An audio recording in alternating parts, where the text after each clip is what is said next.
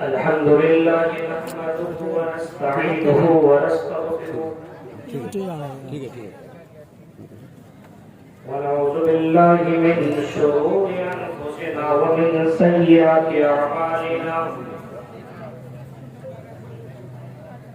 من يهده الله فلا مضل له ومن يضلله فلا هادي له وأشهد أن لا إله إلا الله وحده لا شريك له وأشهد أن محمدا عبده ورسوله أرسله بالحق بشيرا ونذيرا وداعيا إلى الله بإذنه وسراجا منيرا أما بعد فإن خير الحديث كتاب الله وخير الهدي هدي محمد صلى الله عليه وسلم وشر الأمور محدثاتها وكل محدثة بدعة وكل بدعة ضلالة وكل ضلالة في النار. أعوذ بالله من الشيطان الرجيم. بسم الله الرحمن الرحيم.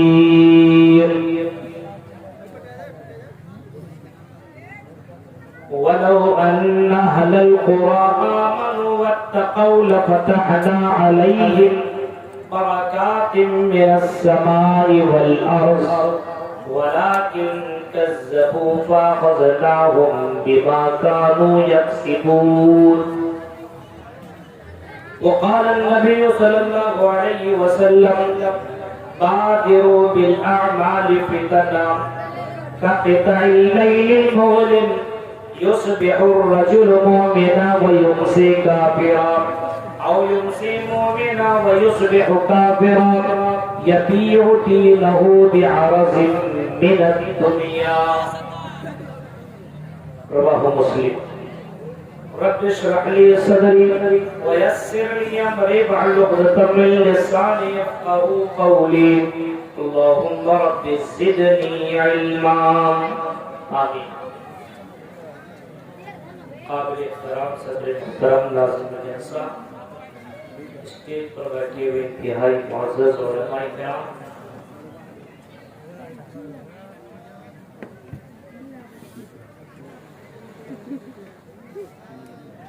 اور وہ جماعت سے آئے ہوئے معزز سامعین حضرات، اسلامی بزرگوں، نوجوان دوستوں، پیارے بچوں اور پردہ نشین ماں اور بہنوں،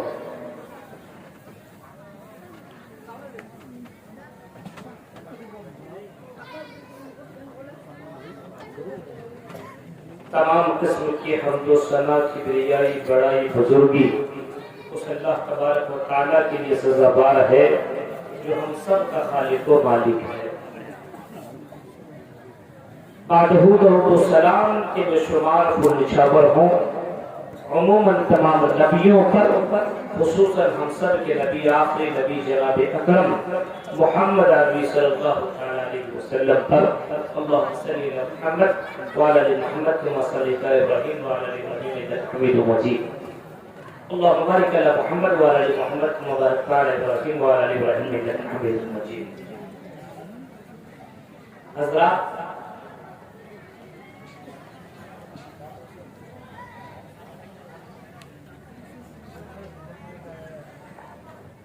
قرآن کریم سورہ اعراف سے ایک آیت کریمہ آپ کے سامنے میں نے تلاوت کی ہے اور صحیح مسلم سے ایک حدیث میں نے آپ کے سامنے پڑھ لی ہے. یہ پروگرام مسجد کی تعمیر و ترقی کے تعلق سے ہو رہا ہے.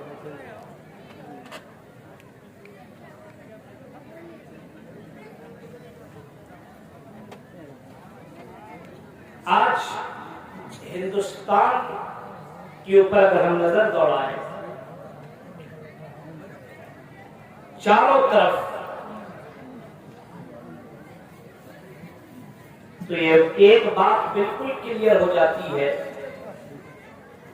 کہ مسلمان کی جو عزت تھی، جو پہچان تھی،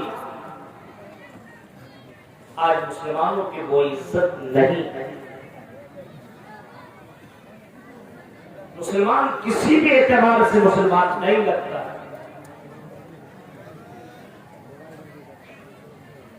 نہ چلنے میں، نہ اٹھنے میں، نہ بیٹھنے میں، نہ بات چیت میں، نہ شادی بیاہ میں، نہ لین دین میں، کسی بھی اعتبار سے مسلمان نظر نہیں آتا۔ اسی وجہ سے آج مسلمانوں کی زندگی کے اندر سکون نہیں، چین نہیں۔ آج مسلمان سب سے زیادہ ذلیل ہے، سب سے زیادہ رسوا۔ حالانکہ یہ مسلمان جس دھرم کے اوپر، جس دین کے اوپر، جس مذہب کے اوپر زندگی گزار رہا ہے، یہ دھرم اور یہ مذہب اور یہ اسلام اللہ کے نظر میں سب سے پسندیدہ دین ہے، اور اللہ کا بھی یہی اعلان تھا کہ میرے بندو وَلَا تَهِنُوا وَلَا تَحْزَنُوا وَأَنْتُمُ الْأَعْلَوْنَ إِن كُنتُم مُّؤْمِنِينَ۔ اے میرے مومن بندو، اے میرے بندو، میری بندیوں، تمہیں غم کرنے کی ضرورت نہیں ہے، تمہیں افسوس کرنے کی ضرورت نہیں ہے، تمہیں مایوس ہونے کی ضرورت نہیں ہے۔ ہم تمہیں سربلندی عطا کریں گے، ہم تمہیں عزت دیں گے، ہم تمہیں رتبہ دیں گے، ہم تمہیں مقام دیں گے، شرط یہ کہ ان کنتم مومنین، تم مومن بن جاؤ۔ آج قرآن کی وہ آیتیں اپنی جگہ بالکل پرفیکٹ، قرآن کی وہ آیتیں اپنی جگہ بالکل صحیح ہے، لیکن آج مسلمان اپنی جگہ میں صحیح نہیں ہے۔ آج مسلمان اپنی زبان کا بھی پتہ نہیں ہے، زبان سے تو کہتا ہے اشہد ان لا الہ الا اللہ، اس بات کی میں گواہی دیتا ہوں کہ اللہ کے علاوہ کوئی معبود برحق نہیں ہے، معبود سچا معبود اگر ہے تو تو ہے، تیرے علاوہ دنیا کے اندر جتنے بھی معبود ہیں یہ معبودان باطل، یہ جھوٹے معبود ہیں۔ وَأَنَّ مُحَمَّدًا عَبْدُهُ وَرَسُولُهُ، اور اس بات کی میں گواہی دیتا ہوں کہ محمد صلی اللہ علیہ وسلم اللہ کے رسول اور اس کے بندے۔ اس بات کی بھی گواہی دینے کے باوجود محمد کو اپنا رسول اور اپنا نبی نہیں مانتا، اللہ کو اللہ نہیں مان رہا ہے، رسول کے طریقے کو اپنا نہیں رہا ہے، صرف زبان سے کہہ رہا ہے اور عملی طور پر زیرو ہے۔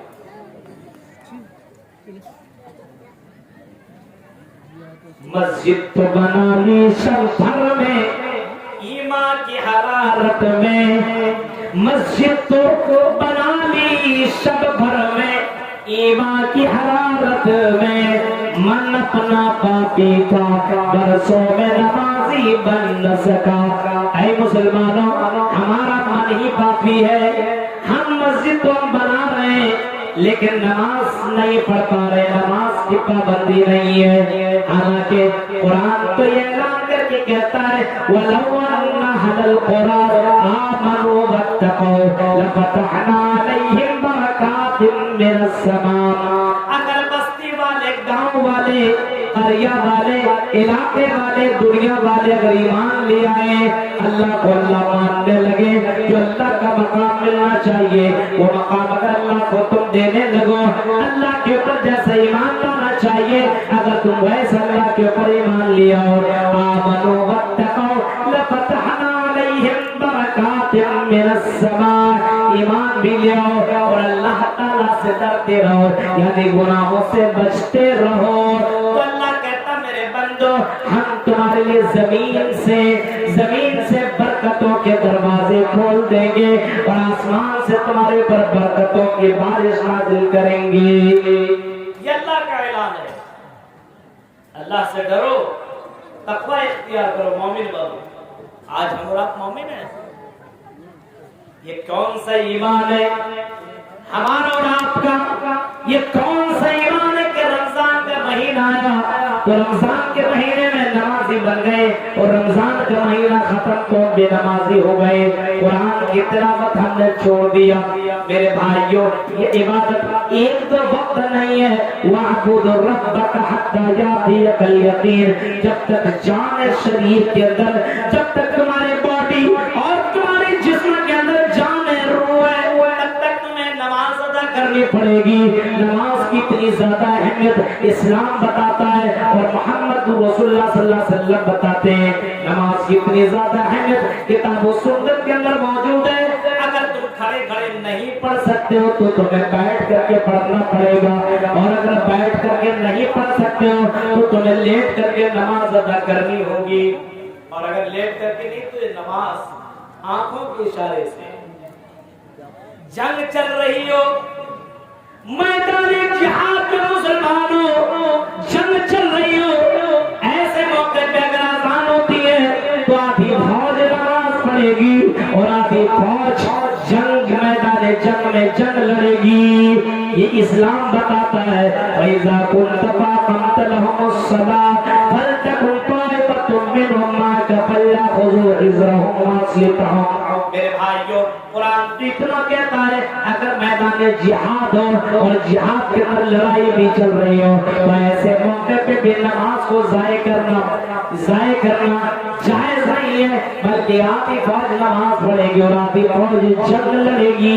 یہ نماز کی اہمیت ذرا دیکھیے میرے بھائیوں، لیکن آج ہمارے یہاں ایمان ہی نہیں ہے، تقویٰ نہیں ہے، آج نماز سے کوئی مطلب ہی نہیں ہے۔ اگر آپ گھر میں نہیں ہو، آپ سفر کر کے دلی اور کلکتہ جا رہے ہو، پھر بھی آپ کو نماز ادا کرنی ہوگی۔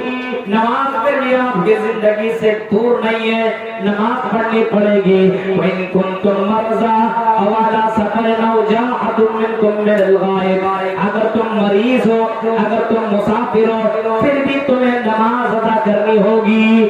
اگر تم مسافر ہو، پوری نماز نہیں پڑھ سکتے ہو تو چار کی طرح تمہیں دو یعنی قصر کر کے نماز ادا کرنی ہے، پھر بھی تمہیں نماز ادا کرنی ہوگی۔ میرے بھائیوں، یہ ہے اللہ سے ڈرنا۔ ایک مسلمان کہتے ہیں اللہ سے بہت ڈرتے ہیں، ہم کسی سے نہیں ڈرتے، صرف اللہ سے ڈرتے ہیں۔ اور اللہ سے کیسا ڈرتا ہے؟ نہ ظہر، نہ عصر، نہ مغرب، نہ عشاء، نہ فجر، کوئی نماز نہیں ہے، کون سا ڈر؟ کیسے ڈرے؟ اللہ سے ہم بہت ڈرتے ہیں، اور پردہ ہی نہیں تو اللہ کا ڈر کہاں؟ اللہ کا ڈر کا مطلب یہ کہ اللہ کے قانون کی پابندی کی جائے، اللہ کی باتوں کو مانا جائے، اللہ نے جن چیزوں کو حلال قرار دیا ہے ان کو حلال تصور کیا جائے، اور جن کو حرام قرار دیا گیا ان کو تم حرام سمجھو۔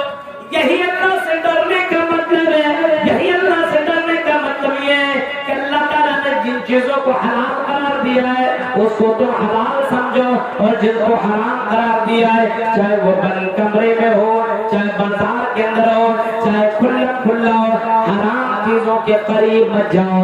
اسی وجہ سے اللہ کے رسول صلی اللہ علیہ وسلم نے حضرت معاذ بن جبل کو جب یمن کی طرف گورنر بنا کر کے بھیجنے لگے، یمن کی طرف گورنر بنا کر کے بھیجنے لگے تو معاذ بن جبل سے اللہ کے رسول صلی اللہ علیہ وسلم نے فرمایا تھا، اے معاذ بن جبل، تم یمن کی طرف جا رہے ہو، اتق اللہ حیث ما کنت، اے معاذ بن جبل کہیں رہنا، تم اللہ سے ڈرتے رہنا، اللہ کا خوف کرنا، اللہ سے ڈرتے رہنا، اور اللہ نے جن چیزوں کو حلال تصور کیا ہے، حلال بنایا ہے، ان کو حلال جاننا، اور جس کو حرام قرار دیا ہے اس کو حرام تم جاننا۔ آج مسلمانوں کے اندر یہ ہے کہاں؟ دل جس کو حلال کہتے اس کو حلال مان لیتا ہے، ہاں من جس کو چاہے وہی من کے مطابق زندگی کاٹ رہا ہے۔ آج ہماری زندگی کے اندر میرے بھائیوں نیکی ہے نہیں، عبادت ہی نہیں ہے۔ آج اس پرفتن دور کے اندر اللہ کا ڈر اور اللہ کا خوف نہیں۔ بادروا بالاعمال فتنہ، ابو ہریرہ رضی اللہ تعالیٰ عنہ کہتے ہیں کہ اللہ کے رسول صلی اللہ علیہ وسلم نے کبھی فرمایا تھا کہ لوگوں کو فتنے کے واقع ہونے سے پہلے اپنی زندگی کے اندر نیک اعمال کر دو۔ ایک دور ایسا آئے گا، ایک زمانہ ایسا آئے گا کہ آپ میں نماز کے لیے بھی ٹائم نہ ہوگا، قرآن پڑھنے کے لیے وقت نہ ہوگا، اتنا بزی ہو جائے گا اس کی زندگی میں نماز روزہ قرآن اس کے شیڈول میں نہیں ہوگا، اتنا بزی ہو جائے گا، اتنا بزی ہو جائے گا کہ نماز روزے حج زکات ان تمام چیزوں کی کوئی پابندی نہیں کرے گا۔ فرمایا امام کائنات نے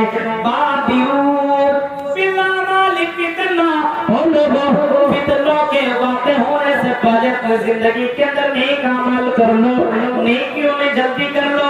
کہیں اللہ کے رسول نے انداز سے فرمایا تھا جب آپ مدینہ کی کسی پہاڑی کے اوپر چڑھے اور آپ نے ایسے موقع پہ صحابہ سے کہا تھا، اے میرے صحابہ انی لارا، میں جو دیکھ رہا ہوں کیا تم دیکھ رہے ہو؟ انی لارا مواقع الفتن خلال بیوتکم کمواقع القطر، اے میرے صحابہ میں دیکھ رہا ہوں تمہارے گھروں کے اندر بارش کی قطروں کے مانندہ، بارش کی قطروں کی طرح تمہارے گھروں میں فتنے داخل ہو رہے ہیں۔ کون کہہ رہے ہیں؟ اللہ کے رسول کیا کہہ رہے ہیں؟ اے میرے صحابہ میں دیکھ رہا ہوں کہ تمہارے گھروں کے اندر بہت سارے فتنے داخل ہو رہے ہیں۔ اے میرے صحابہ نیکیوں میں جلدی کر لو، اے میرے صحابہ نیکیوں میں جلدی کر لو۔ ایک زمانہ ایسا آئے گا کہ رات کو شام کو لوگ مسلمان ہوں گے لیکن صبح ہوتے ہوتے وہ کافر ہو جائے گا، شام کو مسلمان ہوگا لیکن صبح کافر، اور یوم سے مومنا اور یصبح کافرا، شام کو مسلمان تو صبح کافر، اور صبح مسلمان ہوگا تو شام کو کافر ہو جائے گا۔ دور ایسا ہوگا، اس سے پہلے تم نیکیوں میں جلدی کر لو۔ ابھی دیکھیے کتنے لوگ ہیں تقریر سنتے کر ٹھیک ٹھاک لیکن صبح کے وقت پہ وہی معاملہ، صبح آدمی ٹھیک ٹھاک رہے گا، شام ہوتے ہوتے حرام کام کر لیتا ہے۔ شام کو مسلمان تو صبح کافر، صبح مسلمان تو شام کو کافر۔ اللہ کے رسول نے فرمایا ان فتنوں کے واقع ہونے سے پہلے اپنی زندگی میں نیکیاں کر لو، اللہ سے ڈرو، تب ان فتنوں سے بچو گے۔ آج دیکھیے ہمیں بات سمجھ میں نہیں آتی کہ دنیا کی سب سے افضل کتاب، سب سے بہترین کتاب قرآن مجید، قرآن شریف جو ہمارے پاس موجود ہے، سب سے بہترین دھرم، سب سے بہترین دین وہ دین اسلام جو ہمارے پاس ہے، سب سے بہترین رسول جناب محمد رسول اللہ کی شکل میں ہمارے پاس ہے۔ اس کے باوجود میرے بھائیوں آج مسلمان کے اندر کون سی ایسی برائی جو موجود نہیں ہے؟ شراب میں آگے، جوا میں آگے، لڑکی بازی میں آگے، زنا میں آگے، موبائل کے غلط استعمال کرنے میں آگے، اور لوگوں کے حقوق کو دبانے میں اور ناحق تلفی کرنے میں، اور لوگوں کے جان مال کو اپنے پیروں تلے روندنے میں سب سے آگے اگر کوئی قوم ہے تو وہ مسلمان ہے۔ مسلمان میرے بھائی کو ذرا تصور کرو اور غور کرو کہ آج ایسا کیوں ہو رہا ہے؟ آج اللہ کا ڈر، اللہ کا خوف ہمارے دلوں میں کیوں نہیں ہے؟ جب اللہ کے رسول نے اتنے سارے فتنوں کو گرا دیا، ان فتنوں سے بچو ورنہ جہنم میں چلے جاؤ گے، فتنے کے اندر جیسے مبتلا ہو جاؤ گے ان فتنوں سے تم باہر نہیں نکل سکتے ہو۔ آج ایسا کیوں ہو رہا ہے؟ ایک بات تو ہمیں سمجھ میں آتی ہے کہ آج مسلمان نہیں، مسلمان کا ضمیر سب کچھ مر چکا ہے۔ بے حس جانتے؟ بے حس، بے حس کس کو کہتے معلوم ہے؟ ایک آدمی کے سامنے اس کی بہن کی عزت ٹوٹی جا رہی اور بھائی کچھ نہ بولے، ہاں اس کی بیٹی کی عزت ٹوٹی جا رہی اور باپ کچھ بھی نہ بولے۔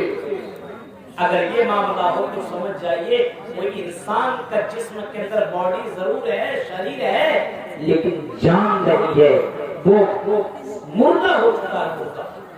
یہ قوم مر چکی ہے، بے حس ہو گئی ہے۔ وجہ کیا ہے؟ وجہ میں نے بہت زیادہ جاننے کی کوشش کی، مجھے ایک حدیث سمجھ میں آئی کہ اللہ کے رسول نے کبھی فرمایا تھا الا ان فی الجسد مضغہ، جب شریر کے اندر پورے باڈی کے اندر ایک ایسا ٹکڑا ہے، اللہ کے رسول صلی اللہ علیہ وسلم فرماتے ہیں اذا صلحت صلح سائر الجسد، جب شریر کا یہ ٹکڑا، باڈی کا یہ ٹکڑا اگر صحیح ہو تو پورا شریر صحیح ہوتا ہے، پورا جسم صحیح ہوتا ہے، اور باڈی کا وہ ٹکڑا وَإِذَا فَسَدَتْ فَسَدَتْ كُلُّ وَإِذَا فَسَدَتْ فَسَدَ كُلُّ سَائِرُ الْجَسَدِ، جب باڈی کا وہ ٹکڑا اگر خراب ہو جائے تو پورا جسم خراب ہو جاتا ہے۔ اللہ کے رسول صلی اللہ علیہ وسلم فرماتے ہیں الا وہی القلب، وہ انسان کا دل ہے، انسان کا دل ہے، اگر انسان کا دل خراب ہو جائے تو انسان کا پورا باڈی، پورا جسم، پورا شریر خراب ہو جاتا ہے۔ میرے بھائیوں، آج ہمارے دل خراب ہو چکے ہیں، ہمارے دلوں کے اندر زنگ لگ گیا ہے۔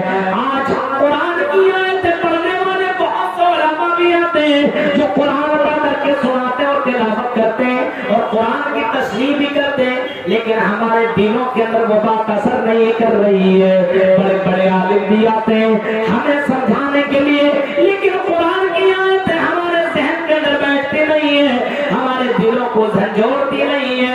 اس کا مطلب یہ ہے کہ ہمارا پورا کا پورا دل کالا ہو چکا ہے، بالکل زنگ لگ گیا ہے۔ اب حدیثیں ہمیں سمجھ میں نہیں آ رہی ہے اور محمد رسول اللہ کا فرمان ہمیں سمجھ میں نہیں آ رہا ہے، قرآن کی آیتیں ہمارے دلوں میں بیٹھ نہیں رہی ہے۔ وہ تو وہ تھے پہلے کے زمانے کے اندر قرآن کی ایک آیت کا ٹکڑا سن لیا کرتے تو مومن بن جایا کرتے تھے، پوری رات تقریر سننے کے باوجود کل سے وہی کام، وہی بے نماز تو نہیں پڑھ رہا ہے، شرابی، جواری، سب کچھ، لڑکی بازی اور بے حیائی، یہ ساری چیزیں عام ہیں۔ اس کا مطلب یہ ہے میرے بھائیوں، دلوں کے اندر زنگ لگ گیا، دل کالا ہو چکا ہے۔ تب اللہ کا ڈر اور اللہ کا خوف ہمارے دلوں کے اندر نہیں ہے۔ پہلے کے لوگوں کو دیکھو، قرآن کی آیتیں ایک آیت سن لیا کرتا تھا۔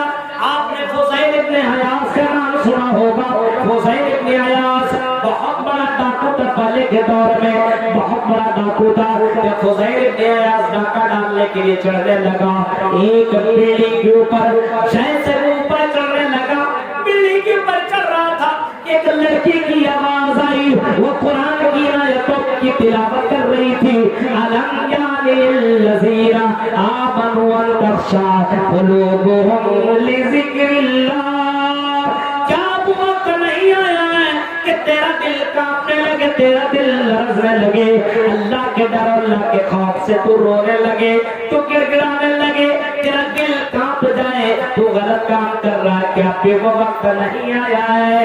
فضیل ابن عیاض نے جب قرآن کی آیت سنی، اپنے کانوں سے قرآن کی آیت جیسے سنتا ہے، میرے بھائیوں، چیخ کر کے کہتا ہاں اب وہ وقت آ گیا ہے، اب وقت آ گیا ہے۔ کیوں نہیں اب وقت آ گیا ہے؟ نیچے اترا، توبہ کیا اور بہت بڑا متقی اور دیندار آدمی بن گیا۔ میرے بھائیوں، قرآن کی ایک آیت ان کی زندگی کو بدل دیا کرتی تھی، قرآن کی ایک آیت اسے متقی بنا دیا کرتی تھی، قرآن کی ایک آیت اسے نمازی بنا دیا کرتی تھی۔ ہم پوری راتیں سن لینے کے بعد بے نمازی ہیں، ہم پوری راتیں سن لینے کے بعد وہی بھی حیائی کر رہے ہیں، ہم پوری راتیں سن لینے کے بعد قرآن سن لینے کے باوجود ہمارے اندر کوئی بدلاؤ، کوئی تبدیلی، کوئی چینج نہیں آ رہی ہے۔ میرے بھائیوں، کبھی کبھی سوچنے کی کوشش تو کرو، کہیں ہمارے دلوں کے اوپر مہر تو نہیں لگ گیا۔ جانتے ہیں جب انسان کے دل میں مہر لگ جائے، ٹھپا، تو پھر کوئی بات اثر نہیں کرتی ہے، پھر کوئی بات اثر نہیں کرتی ہے۔ آج دیکھ رہے ہیں، آج موبائلوں کا معاملہ گڑبڑ سڑبڑ، موبائل کے اندر گندی گندی چیزیں، آج ہماری نیکیوں میں نہیں برائیوں میں کمپٹیشن ہو رہا، احساس مر چکا ہے۔ پہلے کے لوگ غلط کام کرتے تھے، لیکن غلط کام کرنے کے بعد احساس جاگتا تھا، دل مردہ نہیں تھا، بلکہ فوراً احساس کرتا تھا کہ اللہ میں نے غلطی کر لی ہے۔ حدیث کے الفاظ اللہ کے نبی صلی اللہ علیہ وسلم فرماتے ہیں ان العبد اذا اخطا خطیئۃ نکتت فی قلبہ نکتۃ سوداء، جب کوئی بندہ غلط کام کرتا ہے، سنو یہاں کے میرے بھائیوں اور میری بہنوں، اگر غلطی آپ سے ہو رہی ہے کوئی بڑی بات نہیں ہے۔ اللہ کے نبی فرماتے ہیں اگر کوئی آدمی غلط کام کرتا ہے یا کوئی لڑکی غلط کام کرتی ہے تو اس غلطی کرنے کی وجہ سے اس کے دل کے اندر ایک کالا دھبا لگ جاتا ہے۔ جیسے میں نے غلطی کی، صبح کی نماز چھوڑ دی تو ایک کالا دھبا دل میں لگ گیا، آپ نے جھوٹ بولا، آپ کے دل میں کالا دھبا لگ گیا، بلیک پوائنٹ آپ کے دل میں لگ گیا۔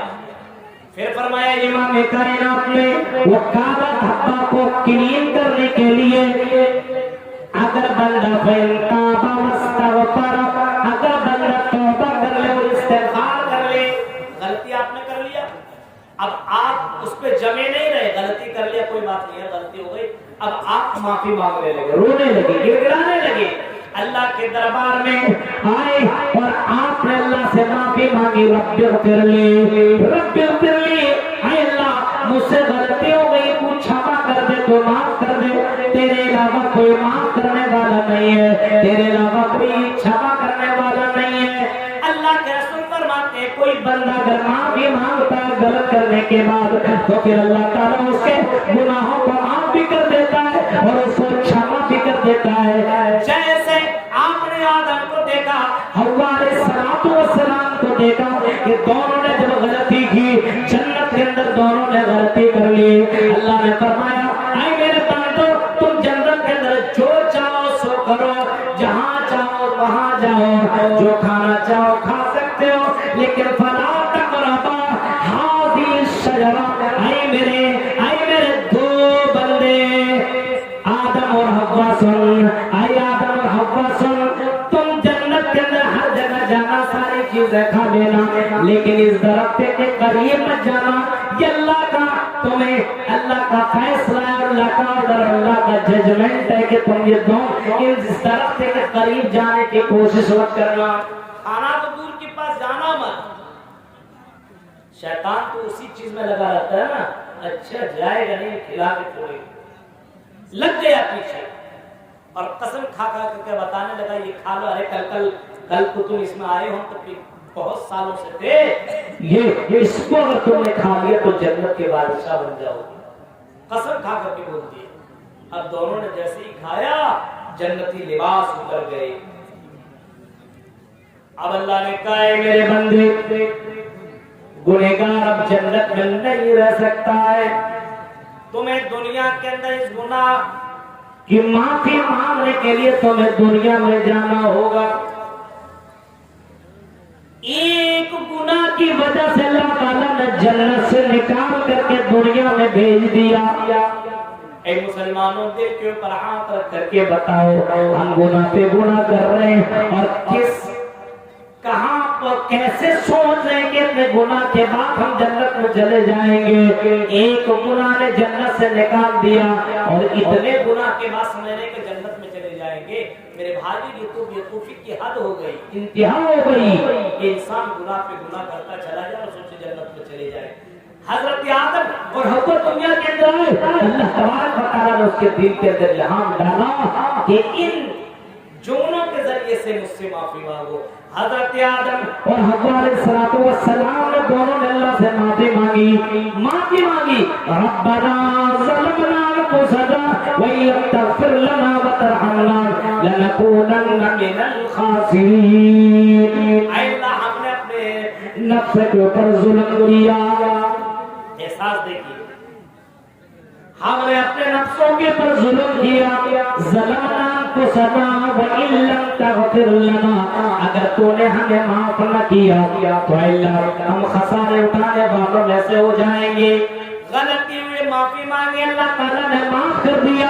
میرے بھائیوں یہی پہچان مومنوں کی بتائی گئی ہے کہ اگر مومن سے غلطی ہو جائے تو مومن کو چاہیے کہ فوراً معافی مانگ لے، اس گناہ پہ اڑا نہ رہے، جمع نہ رہے، ایک گناہ کرنے کے بعد فوراً معافی مانگ لے، اللہ میں نے زنا کر لیا، اللہ میں بہک گیا تو اللہ مجھے معاف کر دے، اللہ تعالیٰ اس کو معاف کر دیتا ہے۔ فرمایا فَإِن تَابَ وَاسْتَغْفَرَ، اگر بندہ توبہ کر لے استغفار کرے تو اللہ تعالیٰ اس کے گناہ کو معاف کر دیتا ہے۔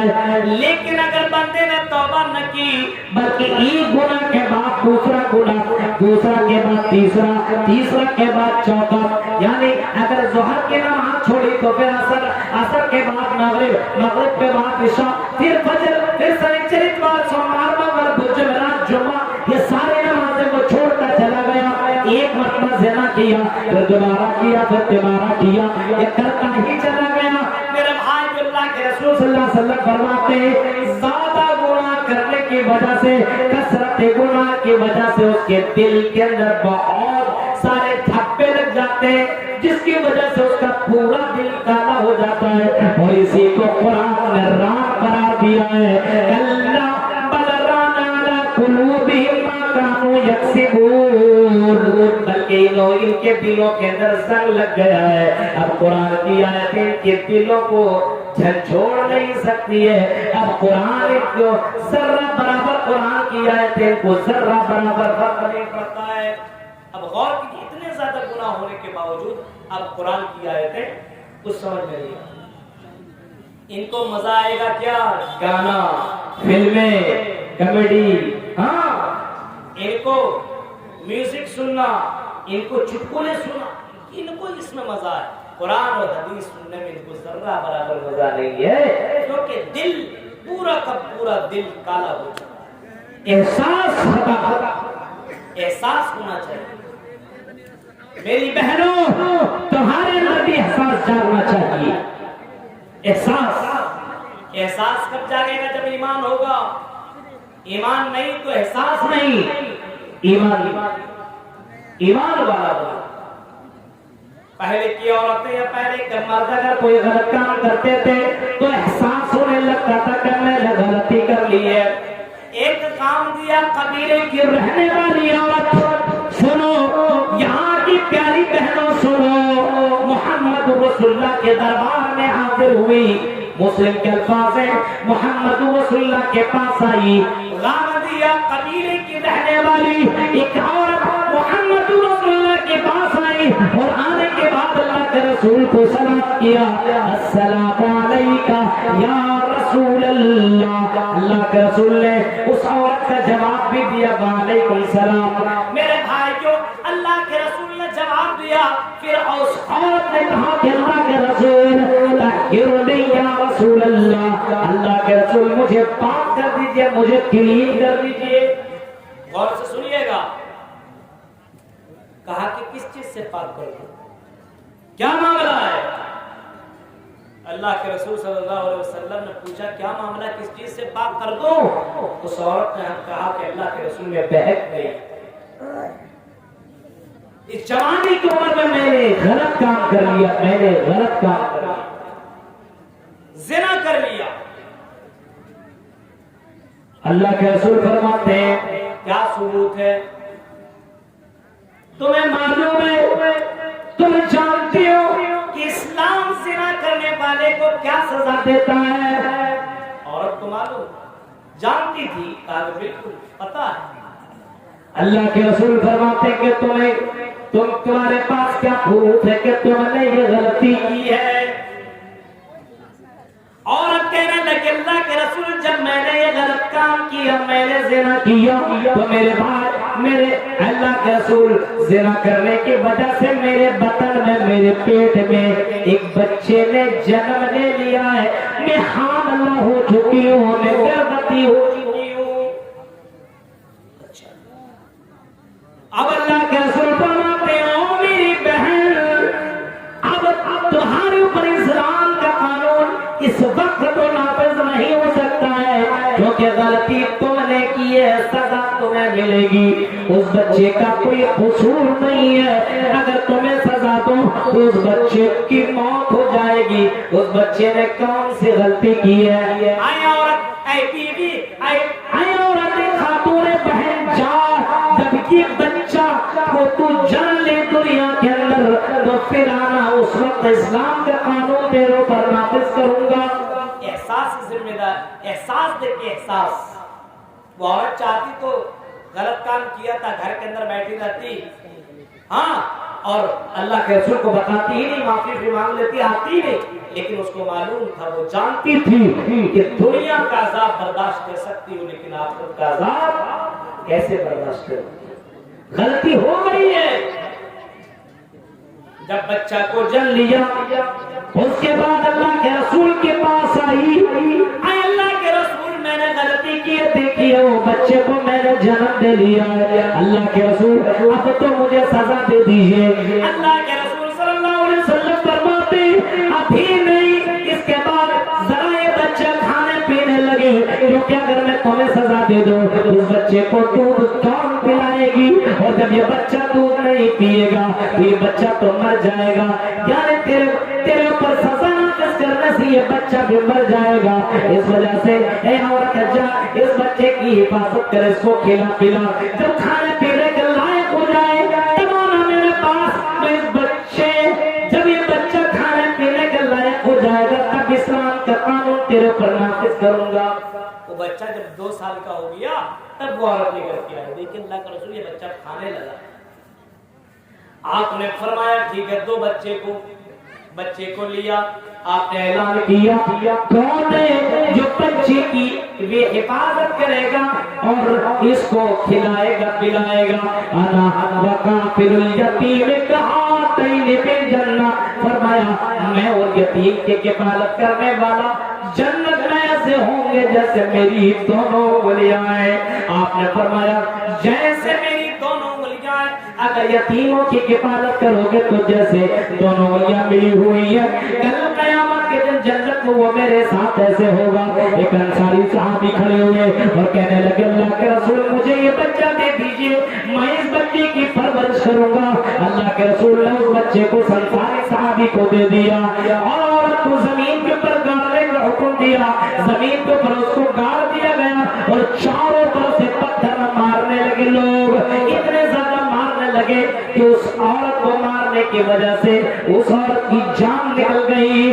حضرت خالد بن ولید نے بھی اس عورت کے اوپر پتھر مارا اور ایسا مارا کہ پتھر اس کے سر کے اوپر لگا اور سر سے جو خون کا فوارہ نکلا حضرت خالد بن ولید کے کپڑے کے اوپر لگ گیا۔ اب خالد بن ولید کی زبان سے بات نکل گئی، چھی چھی چھی چھی ایسے ہوئے۔ نبی اکرم بغل میں تھے، فرمایا اے خالد بن ولید جو تم کہہ رہے ہو اس عورت کے اوپر اس طریقے کے جملے کیوں کس رہے ہو؟ فرمایا اللہ کا رسول اتنی گندی عورت، اس کا بلڈ اس کا خون میرے جسم میں لگ گیا کپڑے میں۔ کہا کہ خالد نہیں، یہ عورت گندی اب مت کہو کہ گندی ہے، کیونکہ لقد تابت توبہ، اس عورت نے ایسی توبہ کی، ایسی توبہ کی، لو قسمت بین سبعین من اہل المدینہ، اس عورت کی توبہ کو اگر مدینہ کے 70 گنہگار لوگوں میں 70 پاپیوں میں اگر تقسیم کر دیا جائے، بانٹ دیا جائے، اس 70 لوگوں کے گناہ کو بھی اللہ تعالیٰ معاف کر دے گا، 70 گنہگاروں کے گناہ معاف ہو جائیں گے۔ ایسی توبہ کی، گناہ کرنے کے بعد آدمی توبہ کر لے، معافی مانگ لے تو انسان مومن رہ جاتا ہے میرے بھائیوں، لیکن گناہ کرنے کے بعد اسی جمع رہے تو انسان کا دل سن ہو جاتا ہے اور انسان کو پھر قرآن کی آیتیں اور حدیثیں اور یہ سب عبرت کی باتیں اثر نہیں کرتی۔ ابھی دیکھیے ابھی کورونا، ابھی 2-3 سال سے تو جھیل رہے ہیں نا، کورونا پہ کورونا، پھر دوسرا پھر تیسرا، ایسا لگ رہا پوری نسل چل رہی ہے، باپ پھر بیٹا پھر سب کچھ ہوتا ہی چلا جا رہا ہے میرے بھائی جو۔ اب تو اومیکرون آ گیا، اب دیکھیے اس کے بعد کون سا جنم لینے والا ابھی کچھ پتہ ہی نہیں ہے، نام بعد میں اس کا پتہ چلے گا میرے بھائی جو۔ سمجھ میں بات نہیں آ رہی، اتنی کچھ ہونے کے باوجود آج ہماری مسجدیں ویران، سب کچھ ہم نے کام ہو کے جنازے اٹھائے، بڑے بڑے عالم اس دور میں گئے، بڑے بڑے ڈاکٹر، انجینئر، پروفیسر، بڑے بڑے امیر، بہت بڑی ہستیاں اس دنیا سے غائب ہو گئی۔ ہم پیپر میں پڑھتے تھے آج اتنا مرا، آج اتنا مرا، یہاں مرا وہاں مرا، روز اتنے مر رہے ہیں، سن رہے ہیں، لیکن کوئی فرق نہیں پڑ رہا ہے. موت کو یاد کر رہے, موت کو دیکھ رہے ہیں, موت آ رہی ہے, لیکن ہماری زندگی کے اندر کوئی بدلاؤ نہیں. مسجدیں ہماری ویران. میرے بھائیو ذرا غور کرو, آج ہماری زندگی میں ایسا کیوں ہے؟ کیونکہ ہمارے اندر حیا نہیں ہے, ہمارے اندر ایمان نہیں ہے. فرمایا اللہ کے رسول صلی اللہ علیہ وسلم نے کسی دور کے اندر, کسی زمان اللہ کے رسول نے اپنے صحابہ سے فرمایا تھا استحیوا من اللہ حق الحیا. وہ میرے صحابہ, اللہ سے جیسے شرم کرنی چاہیے, جیسے حیا کرنی چاہیے, تم اللہ تعالیٰ سے ویسے حیا کرنے کی کوشش کرو. جس طریقے سے اللہ سے شرمانا چاہیے تو اللہ تعالیٰ سے ویسا ہی شرماؤ. صحابہ نے کہا کہ اللہ کے رسول, ہم اللہ تعالیٰ سے تو شرم کرتے اللہ کے رسول, لیکن اے اللہ کے رسول ذرا یہ بتائیے, ہم اللہ تعالیٰ سے تو شرم کرتے ہیں, حیا کرتے ہیں, آپ کس حیا کی اور کون سے شرم کی بات کر رہے ہیں؟ فرمایا اللہ کے رسول صلی اللہ علیہ وسلم نے ان تحفظ الراس وما وعى والبطن وما هوى. فرمایا اے میرے صحابہ, میں اس حیا کی بات کر رہا ہوں کہ تم اپنے سر کی حفاظت کر, اور سر سے جو چیزیں اٹیچ ہیں تو اس کی حفاظت کر. تقویٰ کا مطلب تو یہی ہے, سر کی حفاظت کر. سر کا مطلب اللہ کے علاوہ کہیں نہیں جھکنا چاہیے, صرف اللہ کے سامنے جھکنا چاہیے. عبد الرحمن مبارک پوری نے تحفظ الاحوذی کے اندر اس حدیث کی تشریح میں لکھا ہے کہ سر اللہ کے علاوہ کہیں اور نہ جھکے, اور گھمنڈ تکبر میں یہ سر نہ اٹھے, یہ سر کی حفاظت ہے. ان تحفظ الراس وما وعى, اپنے سر کی حفاظت کر, اور سر سے جو چیزیں اٹیچ ہیں اس کی حفاظت کر. سر سے کون کون سی چیزیں ملی ہوئی؟ یہ آنکھ, یہ کان, یہ زبان. آج ہماری آنکھوں کی حفاظت ہے نہیں ہے. آنکھوں کی حفاظت ہے, 24 گھنٹہ موبائل میں لگے ہوئے, گندی گندی چیزیں دیکھ رہے ہیں. یہ سر سے جو چیزیں اٹیچ ہیں, آنکھیں, آنکھوں کی حفاظت نہیں ہے. راستے میں جا رہے ہیں لیکن آنکھوں کی حفاظت نہیں, نہ مرد نہ عورت. مرد بھی عورت کو دیکھ رہے ہیں, عورتیں بھی مردوں کو دیکھ رہی ہیں. یہ دونوں غلط ہے. قل للمؤمنین یغضوا من ابصارہم, اے مومنوں تم اپنی نظروں کی حفاظت کر. اے مومنہ عورتیں, وقل للمؤمنات یغضضن من ابصارہن, اے عورتوں تم بھی اپنی نظروں کی حفاظت کر.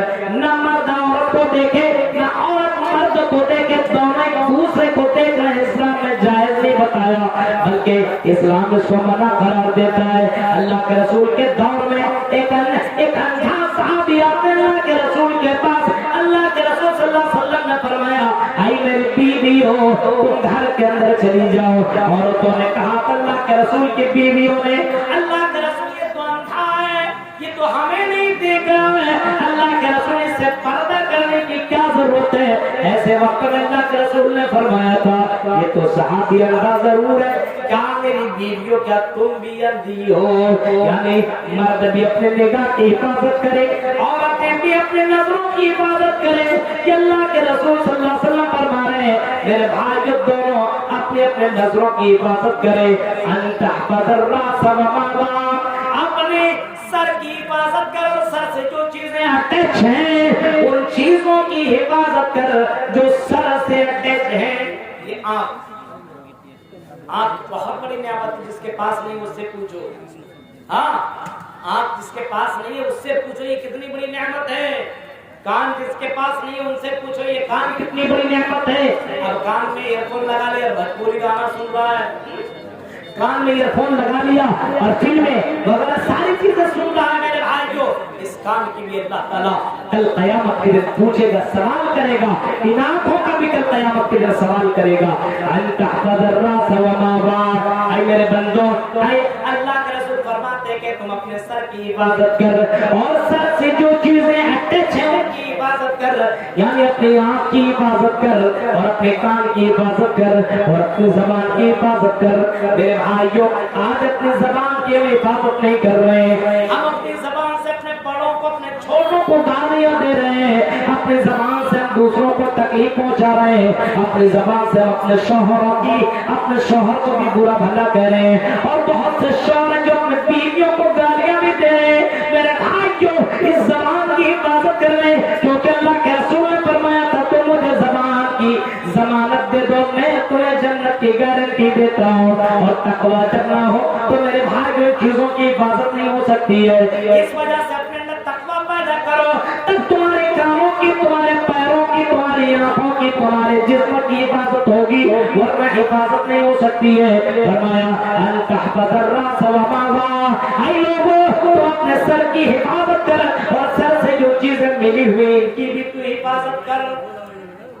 سر سے جو چیزیں اٹیچ ہیں، یہ آنکھ، یہ کان، یہ زبان، دماغ، ہاں سر کے اندر بھی جو دماغ ہے، اس دماغ سے اچھی چیزیں سوچو، بری چیزیں نہیں۔ نیکی، نیت آپ جانتے نا، اگر نیت اچھی ہو، جیسے آپ نے سوچ لیا آپ نماز پڑھیں گے، نیت آپ نے کر لیا تو نیت کے بلبوتے پہ آپ کو ثواب ملے گا، اور اگر آپ نے وہ کام کر لیا تو آپ کو ثواب ملا، لیکن آپ نے غلط سوچ لیا یہ کام کریں گے، گناہ تو نہیں ملے گا جب تک آپ گناہ نہیں کر لیں گے، لیکن نیت کے اوپر بہت ڈیپینڈ کرتا ہے۔ آپ جلسے میں کس نیت سے آتے ہیں؟ تقریر سننے کے لیے کہ انجوائے کرنے کے لیے؟ یہ بھی اللہ تعالیٰ دیکھتا ہے۔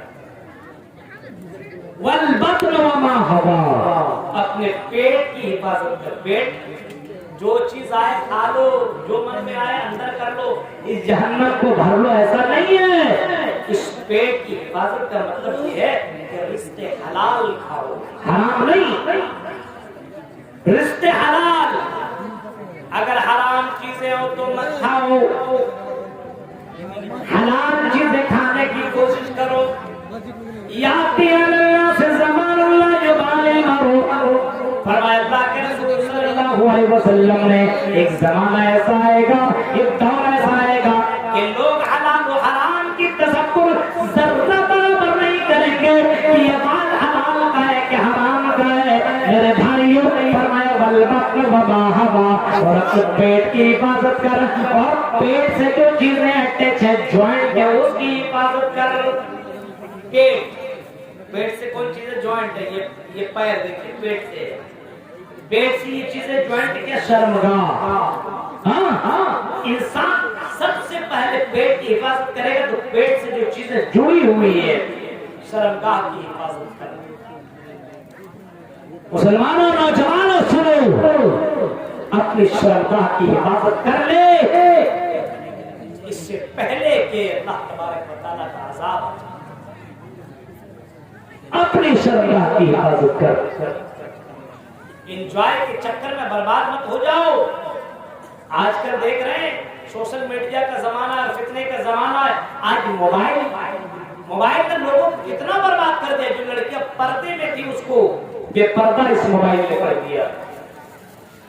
جس لڑکی کا چہرہ کوئی دیکھتا نہیں تھا، آج وہ لڑکی اپنی تصویر میک اپ کر کے فیس بک، ٹویٹر، انسٹاگرام کے پر ڈالتی ہے، اور ڈانس کرتی بھی ہمارے مسلم لڑکیاں نظر آتی ہیں۔ اس موبائل نے لڑکیوں کو بے حیا بنا۔ شرمگاہ کی حفاظت کر۔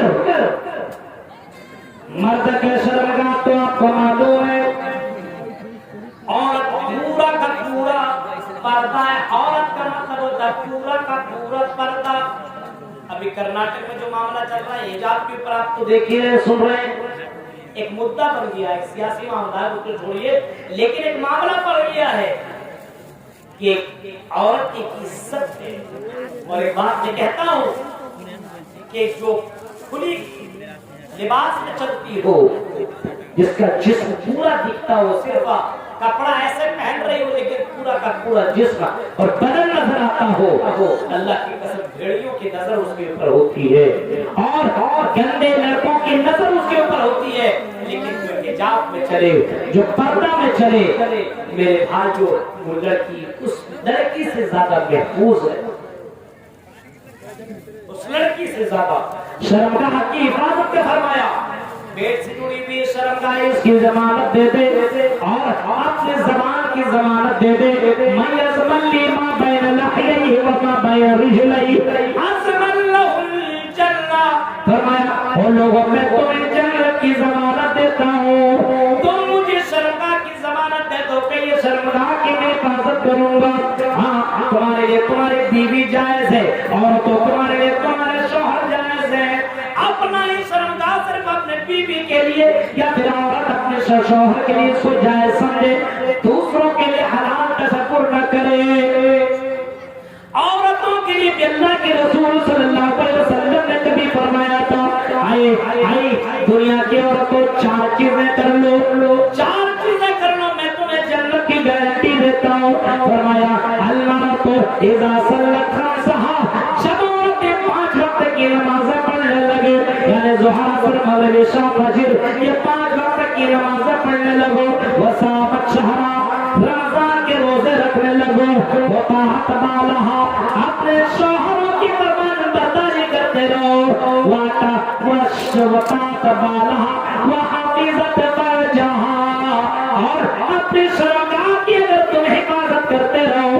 فرمایا اللہ کے رسول صلی اللہ علیہ وسلم نے کہ ایسی عورتوں سے کل قیامت کے دن اللہ تعالیٰ کہے گا، فرشتوں سے اعلان کروائے گا، اے دنیا کے اندر اپنے شرمگاہ کی حفاظت کرنے والی ہو، اے دنیا کے اندر اپنے شوہروں کی فرمانبرداری کرنے والی ہو، اے دنیا کے اندر 5 وقت کی نماز پڑھنے والی ہو، اے دنیا کے اندر روزہ رکھنے والی ہو، اور جنت کی 8 دروازوں میں سے جس دروازے سے تم جنت کے اندر انٹری کرنا چاہتی ہو، جنت کے اندر جس دروازے سے جانا چاہتی ہو، جنت کے اندر تم داخل ہو سکتی ہو۔ 4 کام کر لیا اور جنت کے اندر شرمگاہ کی حفاظت اس کے اندر آتا ہے۔ شرمگاہ کی حفاظت کا مطلب ایسے کپڑے نہ پہنے جس سے اس کا جسم دکھتا ہو۔ آج برقع دیکھیے، حجاب دیکھیے، نقاب دیکھیے، ڈسکو برقع، ڈیجیٹل برقع، اس کو کون سا برقع کا نام تو سمجھ میں نہیں آتا ہے کہ ایک بڑھیا پہن لے تو وہ جوان لڑکی نظر آتی ہے، یہ برقع ہے۔ آج کے دور میں یہ فیشن بن گیا ہے میرے بھائیوں، یعنی وہ حافظت فرجہا کا مطلب ایسا کپڑا نہ پہنے جس سے اس کا جسم دکھے، یعنی اتنا باریک بھی نہ پہنے اور اتنا چست بھی نہ پہنے۔ اللہ کے رسول نے فرمایا اپنے شرمگاہ کی حفاظت کرنے والی ہو تو سمجھ لیجیے وہ اللہ تعالیٰ سے حیا کر رہا ہے جو اپنے شرمگاہ کی حفاظت کر رہا ہے۔ آگے دیکھیے وَلِتَذَكِّرَ الْمَوْتَ وَالْبِلَادَ، اور موت کو یاد کرو، آج نہیں تو کل تمہیں مرنا ہے، اس موت کو یاد کرو، تقوی والا بنو، موت کو یاد کرو، زندگی کی کوئی گارنٹی نہیں ہے، آج نہیں تو کل تمہیں اسے قبر میں جانا ہے، تم کتنے بڑے حسین کیوں نہ ہو، تم کتنے بڑے ہینڈسم کیوں نہ ہو، تم کتنے بڑے نوجوان کیوں نہیں ہو، کتنے بڑے ہینڈسم کیوں نہیں ہو، کتنے بڑے چودھری کیوں نہیں ہو، کتنے بڑے ڈاکٹر کیوں نہیں ہو، اگر موت آئے گی تو تمہارے گھر والے، تمہارے رشتے دار والے، تمہارے گاؤں والے، تمہارے قریہ والے تمہاری باڈی کو، تمہارے جسم کو ایک دن سے بھی زیادہ رکھنا گوارا نہ کریں گے، تمہارے گھر کے اندر تیرے شریر کو ایک دن سے بھی زیادہ رکھنا گوارا نہ کریں گے۔ یہ نہیں کہ یہ تو بہت خوبصورت ہے اس کو قبر میں نہ ڈالو، اس کو گھر کے اندر رہنے دو، ایسا نہیں ہوگا میرے بھائیوں۔ تیرے شریر کو، تیرے باڈی کو، تیرے جسم کو گھر والے، تیرے پریوار والے، تیرے سماج کے لوگ اور تیرے رشتہ دار اور تیرے اپنے کو اٹھا کر کے قبر میں ڈال دیں گے۔ وَلِتَذَكِّرَ الْمَوْتَ وَالْبِلَا، اس قبر کو یاد کرو جہاں تم سڑ جاؤ گے، جہاں تم گل جاؤ گے، جہاں تم تباہ و برباد ہو جاؤ گے، اس قبر کو یاد کرو اور اللہ تعالیٰ سے ڈرو اور اللہ تعالیٰ سے شرم کرو۔ آگے جملہ دیکھیے وَمَنْ أَرَادَ الْآخِرَةَ تَرَكَ زِينَةَ الدُّنْيَا، جو آخرت اپنانا چاہتا ہو وہ دنیا کی زینت کو چھوڑ دے، جس کی نظر میں آخرت بہت بڑی چیز ہو، اور آخرت ہی تو سب سے بڑی چیز ہے، جس کی آخرت اچھی اس کی جنت پکی۔ میرے بھائیوں اس دنیا کی زندگی کی کوئی گارنٹی نہیں ہے۔ فرمایا فَمَنْ فَعَلَ ذَلِكَ فَقَدِ اسْتَحْيَا مِنَ اللَّهِ حَقَّ الْحَيَاءِ، جس نے یہ کام کیا تو سمجھ لو اس نے اللہ سے حق ادا کر دیا، شرمانے کا، حیا کرنے کا حق ادا کر دیا۔ اپنے پیر، اپنے جسم، اپنے شرمگاہ کی جس نے حیا کر لی، جس نے اپنے پیروں کی حفاظت کر لی، جس نے اپنے شرمگاہ کی حفاظت کر لی، امام کائنات فرماتے ہیں اس نے واقعی اللہ سے شرم و حیا کا حق ادا کر دیا میرے بھائیوں اسی وجہ سے فرمایا اے لوگوں استحیوا من اللہ حق الحیا جس طریقے سے اللہ سے حیا کرنا چاہیے ویسے تم اللہ سے حیا کرو ویسے تم اللہ سے شرم کرو نماز کے وقت نماز پڑھو کم سے کم شرم ہونی چاہیے کون سی منہ لے کر کے کون سا چہرہ لے کر کے اپنے رب کے سامنے تم جاؤ گے تم اللہ کی دی ہوئی نعمتوں کو کھاتے ہو دی ہوئی ان ہوا کو آکسیجن کو تو لیتے ہو اندر اور باہر بھی کرتے ہو تمہیں پیروں کا استعمال بھی کر رہے ہو ان ہاتھوں کا استعمال بھی کر رہے ہو اللہ کی تمام نعمتوں کا استعمال بھی کرتے ہو اور اے میرے بندو وما خلقت الجن والانس الا ليعبدون اپنے عبادت کے لیے ہم نے تمہیں پیدا کیا ہے اور میری عبادت ذرہ برابر بھی نہیں ہے فجر ظہر عصر مغرب عشاء سب غائب اگر جمعے کی نماز بھی نہ ہوتی ہم کو لگتا ہے جمعہ بھی نہیں پڑھتا اور عید اور بقرعید سے پڑھ لیتے بس حد ہو گئی میرے بھائیو حد ہو گئی آج مسلمانوں نے حد کر دی یہ مسجد کی تعمیر اور توسیع کے تعلق سے جلسہ ہے تو مسجد صرف بنانا ہی نہیں بلکہ مسجد کو آباد بھی کرنا ہے مسجد کا آباد کا مطلب کیا ہے مسجد کے اندر وقت کی پابندی اللہ آپ کو چل کے جانا ہے ایک آدمی چل کے چلتا ہے تو ایک ایک قدم کے اوپر اس کو ثواب ملتا ہے ایک ایک قدم کے بدلے اس کے جو گناہ ہوتے ہیں وہ مٹ جاتے ہیں ایک صحابی ہیں مسجد نبوی میں نماز پڑھنے کے لیے آیا کرتے تھے سنیے منظر 3-4 کلومیٹر دور سے آیا کرتے تھے صحابہ نے کہا کہ میرے دوست میرے ساتھی میرے یار 3-4 کلومیٹر دور سے تم پیدل آتے ہو ظہر عصر مغرب عشاء فجر ہم نے آپس میں مشورہ کیا کہ تمہارے لیے ہم سواری دے دیں تمہارے لیے ہم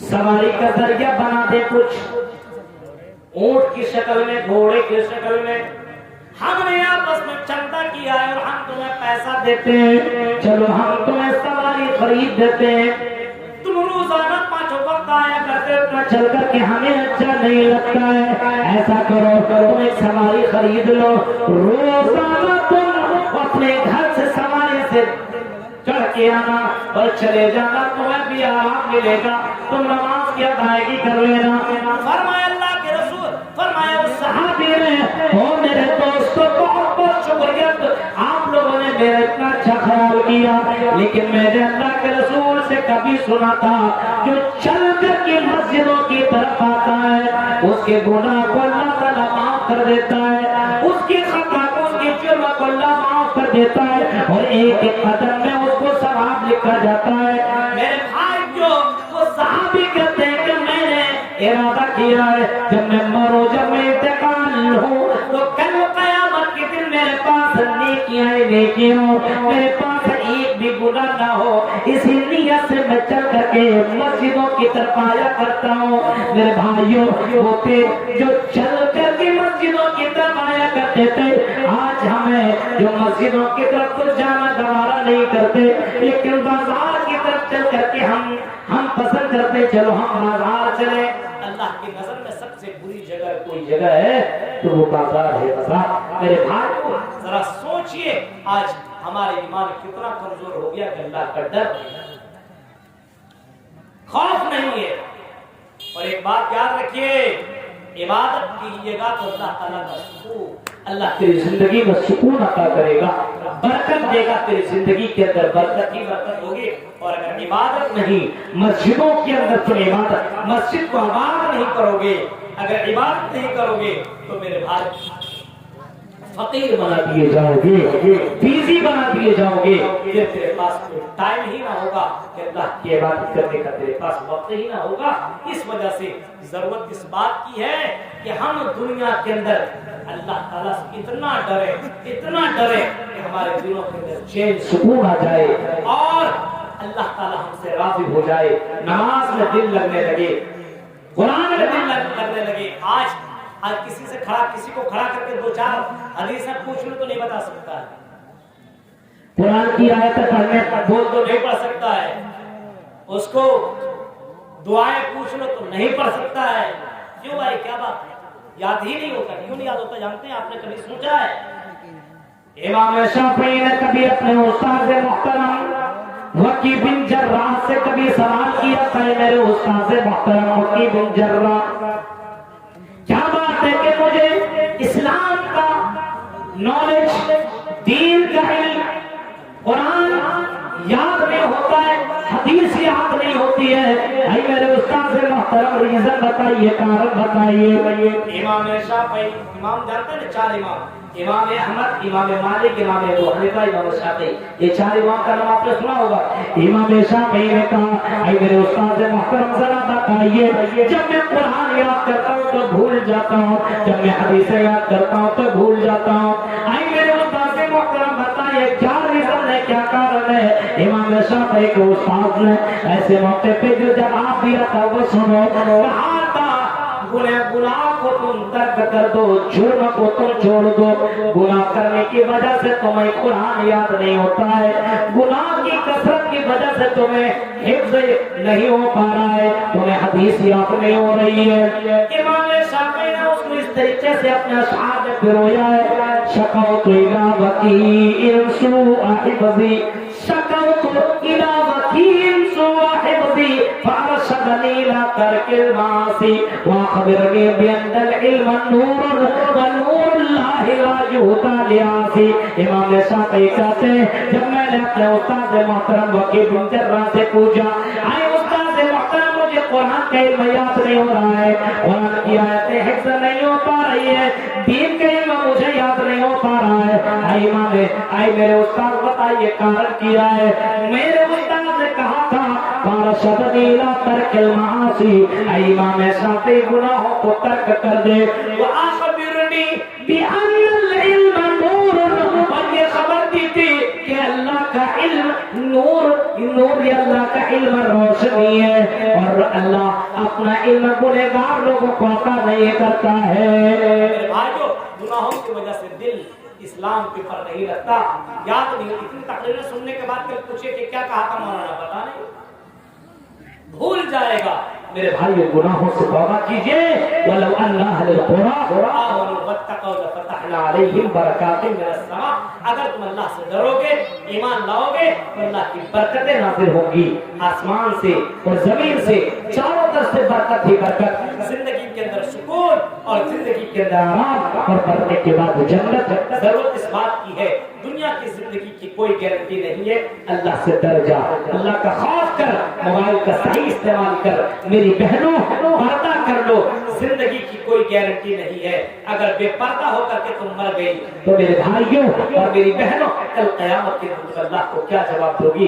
تمہیں قبر میں جانا پڑے گا. نبی کی بیٹیاں وہ تھی جو اپنی زندگی میں اتنا پردہ کیا کرتی تھی کہ اپنے شوہر سے کبھی کہا تھا، اور وہ حضرت فاطمہ اپنے شوہر سے کیا کہتی ہے؟